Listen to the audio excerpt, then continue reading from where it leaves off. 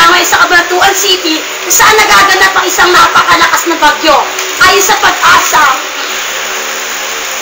ayon sa mga residenteng aking nakapanayan, ito ay ngayon pa lamang nangyari sa lungsod na Cabanatuan.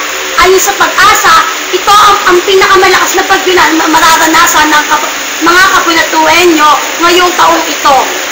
Ayon sa kasalukuyan, meron ng 50 namatay at 4 pa ang pinaghahanap. Ating pong kapanayamin ang mga residente dito po sa lungsod ng Cabanatuan. Grabe, hindi na po namin naranasan yung ganitong kalakas na bagyo. Tulungan niyo po kami, humingi po kami ng tulong sa gobyerno.